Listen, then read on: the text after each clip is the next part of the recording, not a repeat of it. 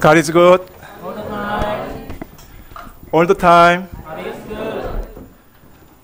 드디어 9월이 되었습니다.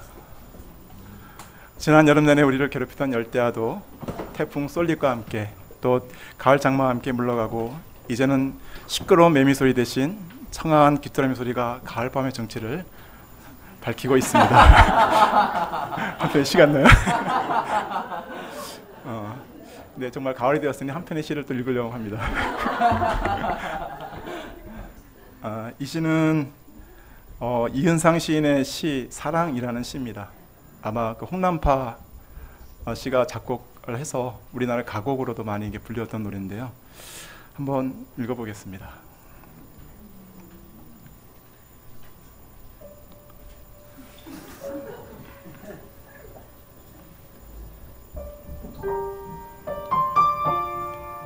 사랑 이은상 탈 대로 다 타시오 타다 말진 부디 마오 타고 다시 타서 제될 법은 하거니와 타다가 남은 동강은 쓸 곳이 없소이다.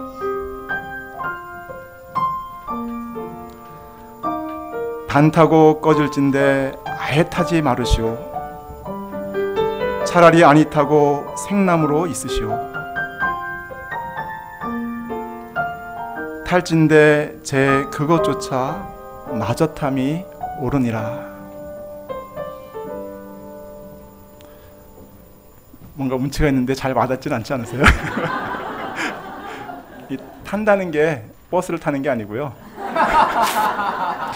태운다는 뜻입니다. 네, 여기 탈 대로 다 탄 사랑, 또 탈진데 쟤마저 타버린 사랑이 있고요. 잘 보면 또 인간 타다가 남은 동강이 있고 생나무 같은 또 사랑도 있는 것 같아요. 근데 이런 사랑 해보셨습니까? 탈 대로 다 탄 사랑, 탈진데 쟤마저 탄 사랑. 혹시 그런 사랑 해보셨습니까? 또 이런 사랑이 세상에 있을까요? 아마 우리 인간 사이는 없는 것 같습니다. 뭐 기껏해야 타다 만 동강 같은 사랑은 혹시 있을지 모르겠지만 쟤까지 다 태버린 그런 사랑은 참 하나님의 자리라는 사랑이 아닐까 하는 생각이 좀 들었습니다. 그래서 이 시간 연결하는 가을 속에 정말 우리의 삶을 꿰뚫어질 핵심 가치가 무엇일까 이 시간 말씀을 통해 같이 생각해 보면 좋겠습니다. 특히 크리스찬으로서 가장 중요한 신앙의 핵심은 무엇일까? 이 시간 말씀을 통하여 예수님의 음성을 들을 수 있기를 간절히 기도합니다. 제가 기도하고 시작하도록 하겠습니다. 은혜와 사랑이 충만하신 하나님 아버지, 죄와 허물로 죽었던 저희를 참 독생자 예수 그리스도의 피로 구원하시고 또 구원하여 또 사랑하여 주셔서 진심으로 감사합니다. 시간의 변화 속에서도 변하지 않는 이 하나님 아버지의 사랑을 이 시간 굳게 붙들 수 있도록 도와주십시오. 아무 자격 없는 죄인이 주의 말씀을 들고 섰사오니 다만 주의 뜻만을 이 시간 드러내어 주시기를 간절히 기도합니다. 예수 그리스도의 이름으로 기도드렸습니다. 네. 18절을 보십시오.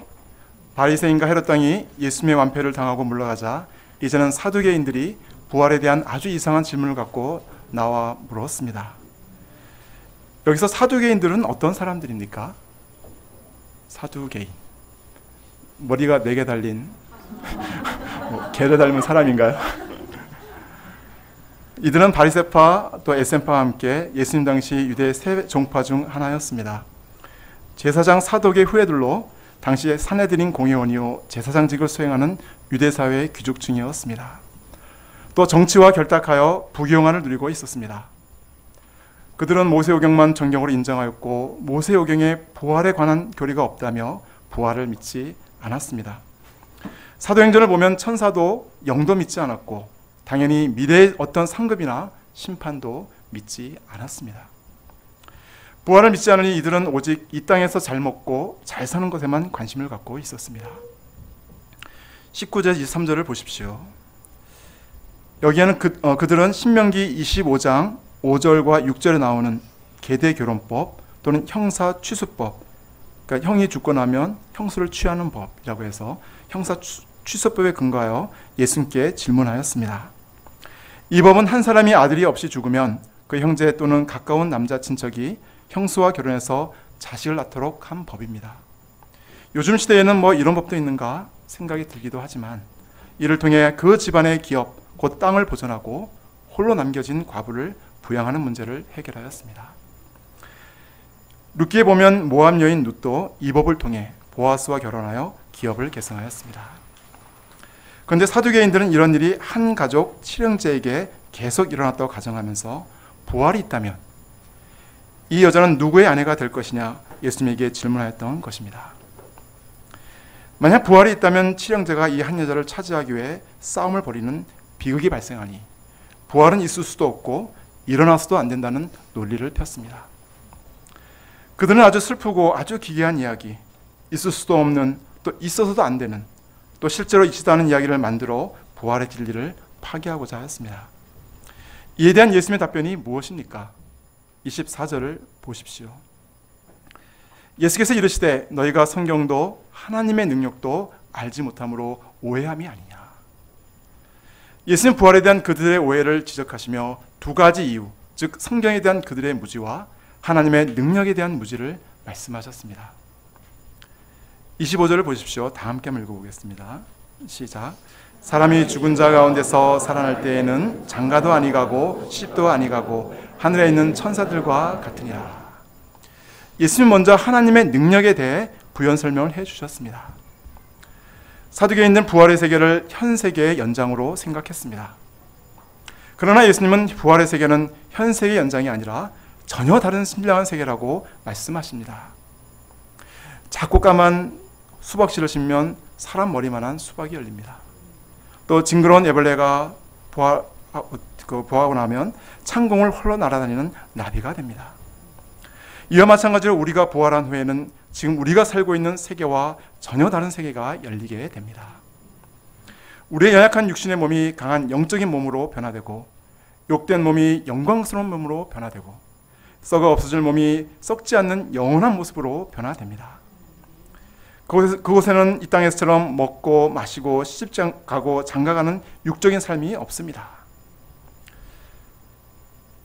어떤 사람은 그러면 천국에 가서 무슨 재미로 살냐고 말을 합니다. 차라리 천국에 가지 않는 것이 좋겠다고 말을 하기도 합니다. 혹시 이 중에 그런 분 안 계십니까? 그러나 그때는 육적인 기쁨과 전혀 다른 영적인 기쁨을 누리게 됩니다. 저희도 거듭날 때 영적인 기쁨을 체험하지 않았습니까? 우리 목자님이 제가 듣던 목자님 한 분은 그때 학생 때 여름 수양에 예수를 만나고 나서 막 구름 위를 걷는다고 이렇게 그런 느낌을 본인은 지금 잘 모르실 것 같아요. 지금 모르는 표정인 것 같아요. 이런 기쁨은 육적인 쾌락과는 비교가 되지 않는 큰 기쁨입니다. 이와 같이 하나님의 능력으로 말미암아 부활 이후의 삶은 부활 이전과는 질적으로 완전히 다른 삶이 될 것입니다. 이 하나님은 무에서 유를 창조하신 엘로힘의 하나님이시요 우리의 생명의 주인이십니다. 하나님 우리 몸을 썩지 아니하고 신령하고 영원롭고 강한 몸으로 부활시키사 하나님 나라에 영원토록 살게 하십니다. 이런 사두개인들의 문제는 전능하신 하나님을 자신들의 이성의 세계에 가두고 하나님의 능력을 제한시킨 것입니다. 26절을 보십시오. 다 같이 한번 읽어보겠습니다. 시작. 죽은 자가 살아난다는 것을 말할진대 너희가 모세의 책 중 가시나무 떨기에 관한 글에 하나님께서 모세에게 이르시되 나는 아브라함의 하나님이요 이삭의 하나님이요 야곱의 하나님이라 하신 말씀을 읽어보지 못하였느냐.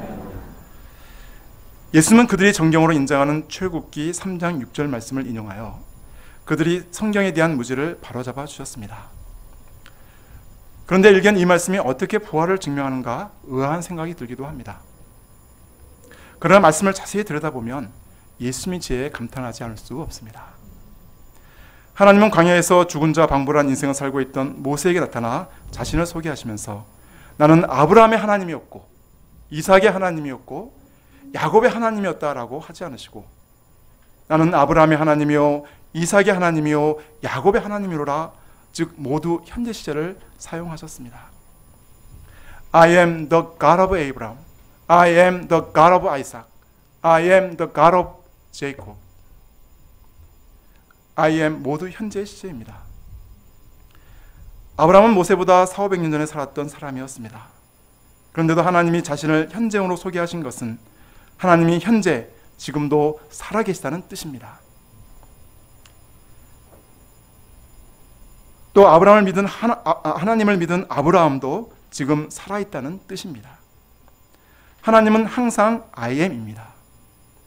아브라함 시대에도, 모세 시대에도, 예수님 시대에도, 지금 우리가 살고 있는 21세기에도 하나님은 항상 I am의 하나님이십니다. 아브라함의 하나님, 이삭의 하나님, 야곱의 하나님은 모세의 하나님이 되시고 또 나 김바울의 하나님이 되십니다. 뿐만 아니라 조담대 하나님이 되십니다. 또 유요셉의 하나님도 되십니다. 또 이수연의 하나님이 되십니다. 또 송설아의 하나님도 되십니다. 또한 이 하나님을 믿고 죽은 사람은 모두 살아있습니다. 아브라함도, 이삭도, 야곱도, 베드로도, 바울도, 또 믿음 안에서 돌아가신 저희 아버지도 살아계십니다. 예수님은 요한복음 11장 25절 26절에서 말씀하십니다. 나는 부활이요 생명이니 나를 믿는 자는 죽어도 살겠고 무릇 살아서 나를 믿는 자는 영원히 죽지 아니하리니 이것을 내가 믿느냐? 생명의 창조주신 하나님 안에 있을 때 우리는 결코 죽지 않습니다. 생명의 주 예수님을 믿을 때 죽은 자 방불한 자가 살아나고 생명의 열매를 맺게 됩니다. 27절을 보십시오. 하나님은 죽은 자의 하나님이 아니요 산 자의 하나님이시라 너희가 크게 오해하였도다 하시니라. 하나님은 사두개인들처럼 부활이 없다고 말하는 그런 자들의 하나님이 아니십니다. 물론 그들이 하나님을 믿지 않은 것은 아니었습니다. 그러나 부활을 믿지 않고 이 땅의 것에 코를 박고 살아갈 때 그들의 신앙은 아무런 생명력이 없는 박제된 신앙이 되어버렸습니다. 피도 흐르지 않고 심장도 뛰지 않은 죽은 신앙을 가진 그들에게 하나님이 무슨 능력을 나타내실 수 있겠습니까? 반쪽짜리 신앙, 하나님의 능력을 오해하는 신앙은 무기력하고 한계적이고 슬플 수밖에 없습니다. 그러나 누구든지 믿음을 가지고 하나님께 나갈 때 하나님에서 살아있는 자는 하나님은 그의 하나님이 되기를 기뻐하시고 능력을 베풀어 주십니다. 누구든지 찾고 두드리고 확신하고 의심 없이 하나님께 나아갈 때 하나님은 심히 기뻐하시며 응답해 주십니다. 왜냐하면 하나님은 산자의 하나님이시기 때문입니다. 저희가 예수 안에서 죽은 자가 아니라 산자가 될 수 있기를 간절히 기도합니다. 28절을 보십시오. 다 함께 읽어보겠습니다. 시작. 서기관 중 한 사람이 그들이 변론하는 것을 듣고 예수께서 잘 대답하신 줄을 알고 나와 묻되 모든 계명 중에 첫째가 무엇이니까? 서기관 중 한 사람이 예수님께 나왔습니다. 그런 바리새인들과 사두개인들과의 논쟁에서 예수님이 하나님의 지혜로 잘 대답하신 것을 듣고 깊은 감명을 받았습니다. 이런 통찰력과 지혜를 가진 분이라면 평소 자신이 가지고 있던 의문점을 속 시원히 풀어주실 것이라 기대하며 질문하였습니다. 모든 계명 중에 첫째가 무엇입니까? 당시 서기관들은 구약을 613개 계명들로 정리하였습니다. 또 이것들을 적극적 계명, 소극적인 계명 또는 무거운 계명, 가벼운 계명 등으로 분류하며 어느 계명이 근본적이고 어느 계명이 부차적인가 끊임없이 논쟁하였습니다. 또 전체 계명을 하나의 계명으로 요약하고자 시도하기도 하였습니다. 그러나 쉽게 결론을 낼 수 없었습니다. 그래서 서기관은 이 문제에 대해 예수님의 답변을 듣고 싶었던 것입니다. 이 서기관의 질문은 한마디로 신앙생활에서 이것도 중요하고 저것도 중요한데 과연 어느 계명이 신앙생활의 진짜 핵심입니까? 라고 질문한 것입니다. 이 질문에 대한 예수님의 대답이 무엇입니까? 29절을 보십시오. 다 같이 한번 읽어보겠습니다. 시작. 예수께서 대답하시되 첫째는 이것이니 이스라엘아 들으라 주 곧 우리 하나님은 유일한 주시라. 예수님은 첫째는 이것이니 하면서 바로 계명을 말씀하지 않으시고 이스라엘 백성들의 주의를 집중시키시며 먼저 하나님이 어떤 분이신가 선포하십니다. 이는 계명의 대상이 되시는 하나님이 누구인지 알 때 그 계명을 지킬 분명한 이유와 자세를 갖게 되기 때문입니다. 여러분, 하나님을 어떤 분으로 생각하고 계십니까? 혹시 나의 현실 문제를 해결해 주지 못하시는 관념적인 분으로 생각하지 않으십니까? 또 2000년 전에는 깨어 계셨지만 지금은 주무시고 계신 분으로 생각하지 않으십니까? 또 무서운 분, 벌 주시는 분, 혼내시는 분으로 하나님을 생각하고 있지는 않으십니까? 또 조금만 잘못하면 병에 걸리고 교통사고를 나게 하시는 율법적인 분으로 생각하고 있지는 않습니까? 또 도와주시되 늦게 도와주시는 분, 인색하게 도와주시는 분, 또 제한적으로 도와주시는 분으로 생각하고 있지는 않으십니까? 그러나 하나님은 그런 분이 아니십니다. 하나님은 우리의 유일한 주님이십니다. 사실 이 말씀은 신명기 6장 4절 말씀을 그대로 인용한 것으로 이스라엘 백성들이 출애굽 후 40년 동안 광야 생활을 마치고 가나안 땅으로 들어가기 직전에 모세를 통해 하나님께서 주셨던 것입니다. 이 말씀을 이해하려면 당시 상황을 이해하는 것이 도움이 될 것 같습니다. 그러면 하나님은 어떤 점에서 유일한 주가 되십니까? 이스라엘 백성은 출애굽과 광야 생활을 통하여 하나님이 천지 만물의 주가 되심을 깨닫게 되었습니다. 그들은 출애굽 때 10장을 통해 애굽의 우상들을 박살내시는 하나님의 전능하신 능력을 직접 눈으로 보고 체험하였습니다. 홍해를 가르시고 광야에서 만나를 먹이시고 반석에서 물을 내시는 하나님, 구름 기둥 불 기둥으로 그들을 인도하시고 보호하신 하나님을 통해 그들은 하나님은 권능의 하나님이시며 천지 만물을 주관하시는 창조주심을 깨닫게 되었습니다.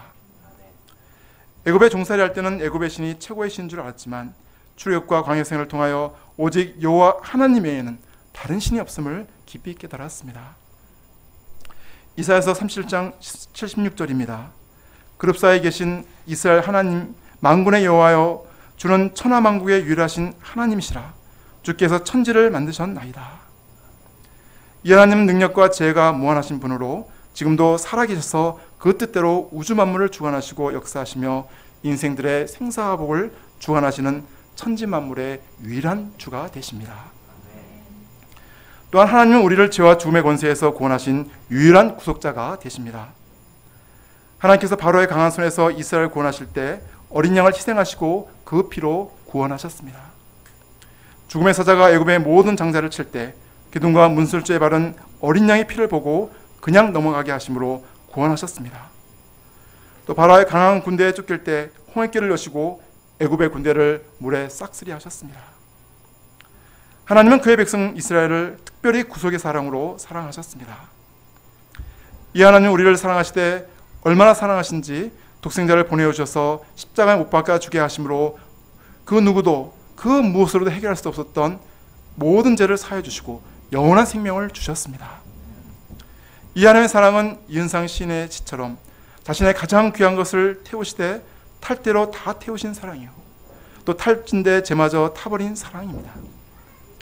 이 하나님의 사랑이 저희를 구원하였고 지금 이 자리에 있게 하였습니다. 이 하나님께서 우리에게 원하시는 것이 무엇입니까? 이 하나님 앞에 우리가 지켜야 할 크고 첫째 되는 계명이 무엇입니까? 30절을 보십시오. 다 같이 한번 읽어보겠습니다. 시작. 내 마음을 다하고 목숨을 다하고 뜻을 다하고 힘을 다하여 주 너의 하나님을 사랑하라 하신 것이요. 하나님은 우리에게 하나님을 위해 일하라 하지 않으시고 사랑하라 말씀하십니다. 그것도 최우선적으로 하나님만을 사랑하라고 하십니다. 사실 이 땅에 살아가며 우리는 사랑할 대상이 참 많이 있습니다. 부모, 자녀, 또 남편과 아내를 사랑합니다. 또 학문이나 예술, 운동, 사랑, 권력 사랑하고 또 권력이나 돈을 사랑합니다. 그런데 하나님보다 이런 것들을 더 사랑할 때 영혼의 참 만족과 행복이 없습니다. 자식에게 정을 두면 어떻게 되나요? 자식을 우상으로 섬기면 어떻게 될까요? 이상하게 됩니다. 도리어 세상의 것들을 더 사랑할 때 죄에 빠져 고통하기도 합니다. 사랑은 고귀하고 아름다운 것인데 왜 이렇게 허무하고 고통하게 되는 것입니까? 그것은 사랑의 대상이, 사랑의 우선순위가 잘못되었기 때문입니다. 하나님이 세상을 만드시고 인간을 창조하실 때 하나님의 형상을 따라 창조하셨습니다. 인간은 다른 피조물과는 달리 영적인 존재요, 그 인격의 근원이 하나님이기 때문에 인간의 존재의 의미와 행복은 하나님과 바른 관계성을 맺을 때에만 얻어질 수 있습니다. 그래서 우리는 다른 어떤 것보다도 먼저 하나님을 사랑해야 합니다. 하나님을 사랑하지 않고 하는 이 모든 인간의 행위는 첫 단추를 잘못 낀 옷을 입고 있는 것과 같게 됩니다. 하나님, 인간, 만물이라는 창조 질서와 영적 질서가 바로 세워질 때 참된 기쁨과 행복, 그리고 자유를 누릴 수 있습니다. 그럼 하나님을 사랑할 때 어떻게 사랑해야 합니까? 하나님을 사랑하되 전인격적으로 전심전력하여 사랑해야 합니다. 하나님은 하나님을 사랑하되 마음을 다하고 목숨을 다하고 뜻을 다하고 힘을 다하여 사랑하라고 하십니다. 마음은 인격의 중심을, 목숨은 육체의 생명을, 뜻은 우리의 지성과 사고를, 힘은 육체적인 능력을 말하는 것으로 나에게 있는 모든 것으로 하나님 한 분만을 뜨겁게 다하여 사랑하라고 하십니다. 근데 우리는 하나님을 사랑한다고 하지만 미지근하게 적당히 사랑하기 쉽습니다. 그렇게 할 때 하나님이 기뻐하지 않으십니다. 또 우리 마음에도 기쁨이 없습니다. 하나님은 우리를 사랑하시되 당신의 가장 귀한 외아들 예수님을 우리를 위해 십자가에 내오시기까지 사랑하셨기 때문입니다. 이와 같은 사랑은 모든 것을 쏘아 부은 참사랑이요, 자기를 태워 사랑하시되 죄까지 태우시며 사랑하신 사랑입니다.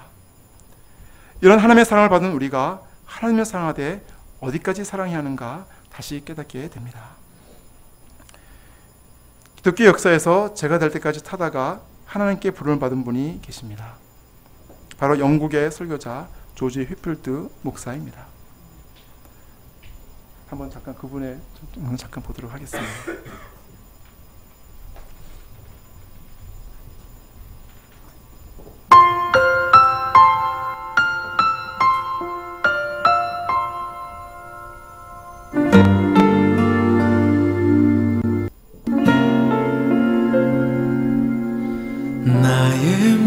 사도 바울 이후 교회사에서 가장 위대한 복음 전도자로 불리는 영국의 설교자 조지 위필드.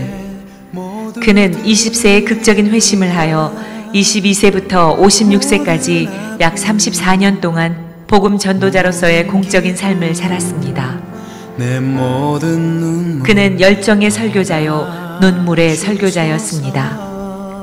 눈물 없이 마친 설교가 거의 없다고 알려져 있는 그에게는 항상 잃어버린 자들을 위한 진정한 슬픔이 있었습니다. 그것은 바로 하나님 아버지의 마음이었습니다. 그 마음을 가지고 위필드는 쉬지 않고 복음을 전했습니다. 두세 달씩 걸리는 대서양 횡단을 무려 13번이나 하면서 7차례 미국 선교 여행을 했으며 영국 전역과 웨일즈, 스코틀랜드, 아일랜드 전역을 여러 차례 다니며 순회 설교를 했습니다.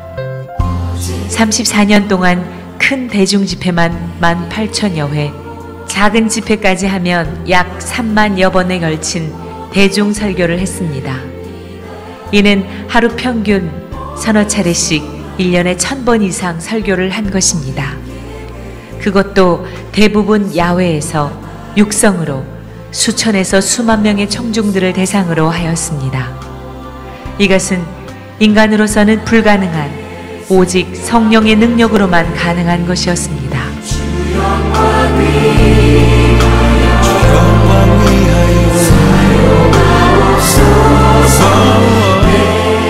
1770년 9월 29일 그날도 위필드는 늦게까지 야외 설교를 마치고 돌아와 밤새 심한 천식으로 잠을 못 이루고 있었습니다. 걱정하던 친구는 앞으로 설교를 좀 쉬라고 말하였습니다. 그러나 위필드는 이렇게 대답했습니다. 나는 녹슬어서 없어지기보다는 닳아서 없어지겠네. 그날 밤 위필드는 이 땅에서의 모든 사명을 마치고 하나님 품으로 돌아갔습니다.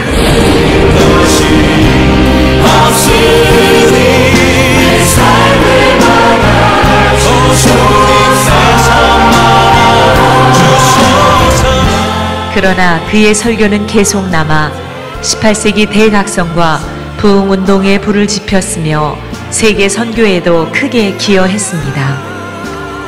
윗필드의 삶은 그의 마지막 고백처럼 평생 하나님께 사로잡혀 매 순간 하나님을 영화롭게 하고자 하는 단 한 가지의 열망으로 태워진 삶이었습니다. 오늘 우리 안에 녹슬어 있는 마음, 녹슬어 있는 열정이 있다면 회개합시다. 오직 성령의 능력에 사로잡혀 하나님을 위해 닳아 없어질 때까지 쉬지 않고 믿음의 경주를 할 수 있도록 간구합시다. 오 주여, 내 몸이 녹슬어 못쓰게 되기보다는 주를 위해 닳아서 없어지게 하소서.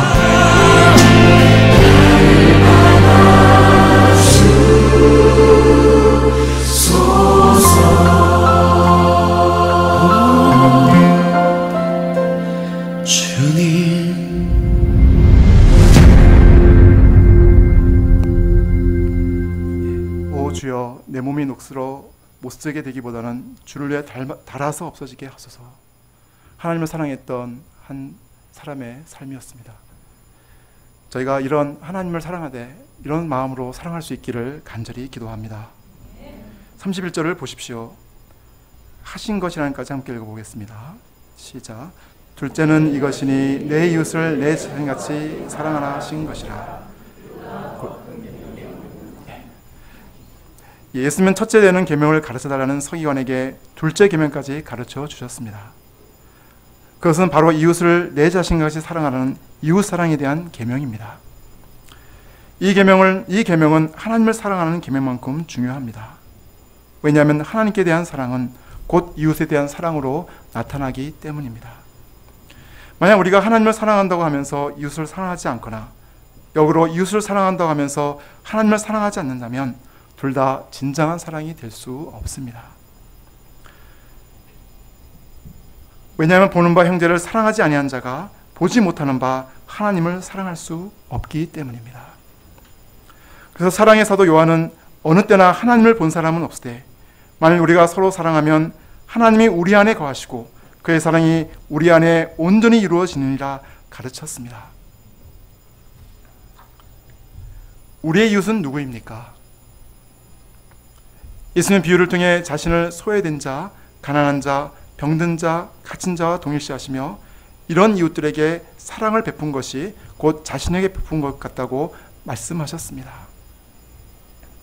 그리고 결론적으로 말씀하셨습니다. 마태복음 25장 40절입니다. 임금이 대답하여 이르시되 내가 진실로 너에게 이르노니 너희가 여기 내 형제 중에 지극히 작은 자 하나에게 한 것이 곧 내게 한 것이니라 하시고, 오늘날 이 시대의 특징 중 하나는 이기주의입니다. 사도 바울은 디모데후서 3장 1절에서 5절에서 말세의 특징으로 자기를 사랑하며 돈을 사랑하며 쾌락을 사랑하기를 하나님 사랑하는 것보다 더할 것이라 하였습니다. 이런 시대에 믿는 자에게 또 저에게 요구되는 것은 이웃 사랑입니다. 믿는 자든 믿지 않는 자든 우리의 이웃에게 이웃 사랑을 나타내야 합니다. 그리고 가장 큰 이웃 사랑은 말씀을 가르치고 기도해 줌으로 그 한 영혼이 영원한 밤에서 구원받도록 도와주는 것입니다. 저희 집안에 있는 이웃, 또 캠퍼스와 직장과 내가 속한 사회에 있는 이웃들의 영혼이 영원한 밤에서 구원받을 수 있도록 힘써 말씀을 전하고 기도할 수 있기를 간절히 기도합니다. 32절, 33절을 보십시오. 서기관은 예수님의 가르침을 받고 신앙의 본질을 깨닫고 그것을 즉시 인정하며 마음속 깊이 받아들였습니다. 그리고 하나님을 사랑하는 것과 이웃을 자기 자신과 같이 사랑하는 것이 전체로 드리는 모든 번제물과 기타 제물보다 낫다는 아주 지혜로운 말도 하였습니다. 예수님은 이런 서기관에게 내가 하나님의 나라에 멀지 않도다 칭찬하시며 이런 삶을 살도록 격려하셨습니다. 35절, 37절을 보십시오. 한번 한 절씩 교독하시겠습니다. 예수께서 성전에서 가르치실세 대답하여 이르시되 어찌하여 서기관들이 그리스도를 다윗의 자손이라 하느냐.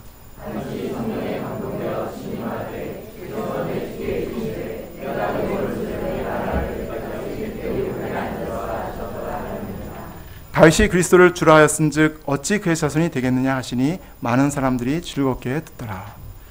예수는 성전에서 가르치시면서 먼저 서기관들의 그릇된 메시아를 바로잡아 주셨습니다. 당시 서기관들은 그리스도를 다윗의 자손이라고 가르치며 다윗의 왕권을 회복할 정치적 메시아로 생각했습니다. 이는 아주 틀린 것은 아니지만 하나만 알고 둘은 모르는 견해였습니다.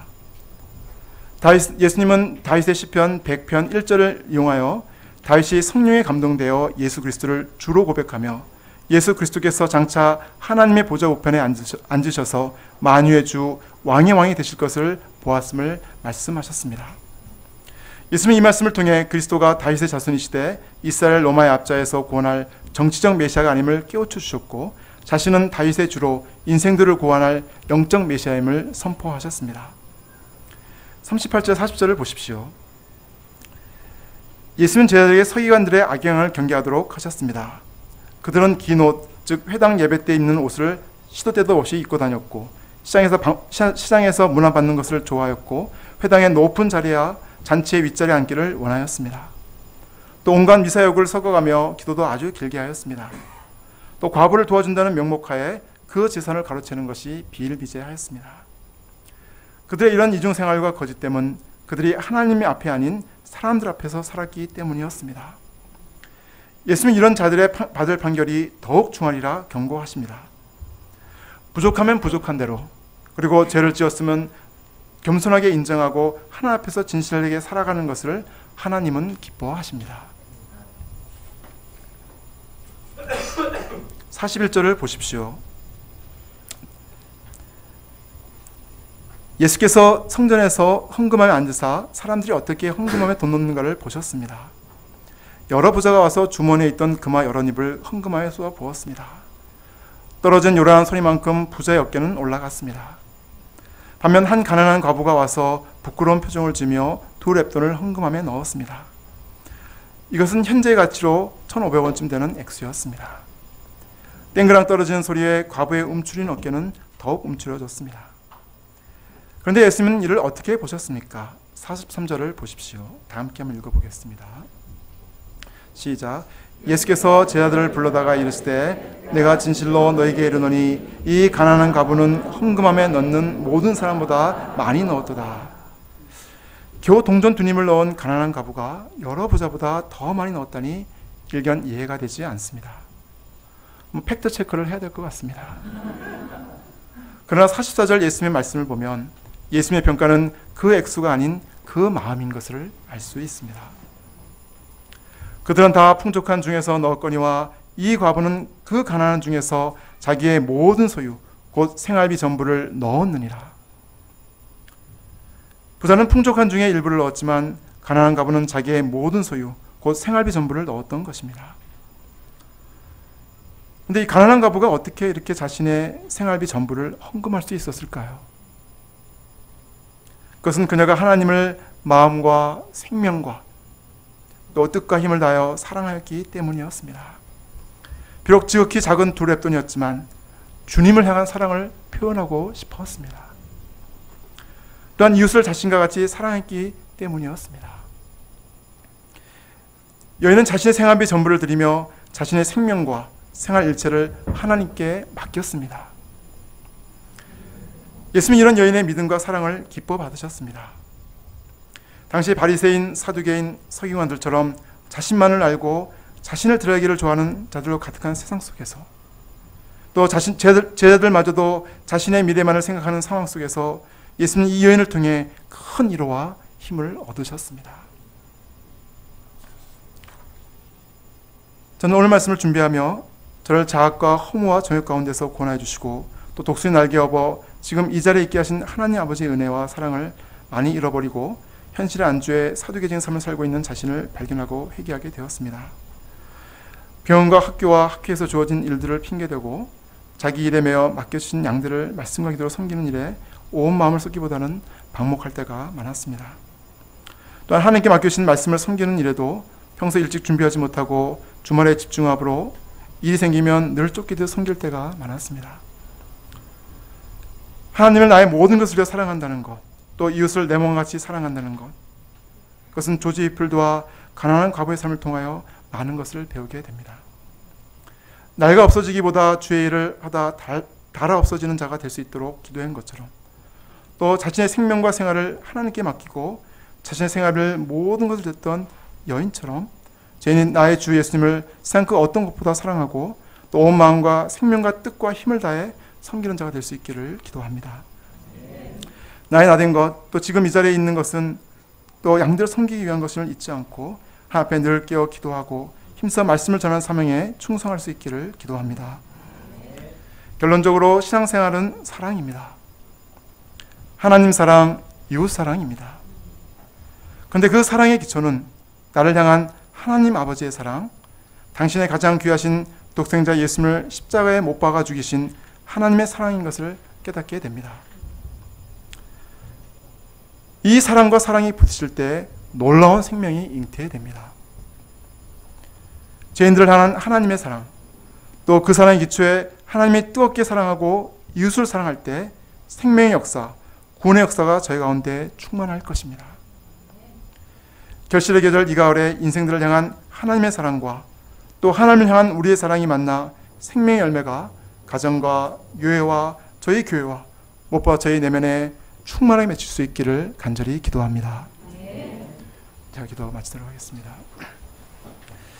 하나님 아버지 감사합니다. 아무 자격 없는 죄인들을 향한 하나님 아버지의 사랑, 모든 것을 쏘아 부으시고 자기를 태우시되 제까지 태우시며 사랑하신 그 사랑에 진심으로 감사합니다. 또래도 그 사랑의 기초에서 하나님을 일생 뜨겁게 사랑하고 또 그 사랑을 이웃을 사랑할 수 있기를 간절히 기도합니다. 감사하고 예수 그리스도 이름으로 기도드렸습니다.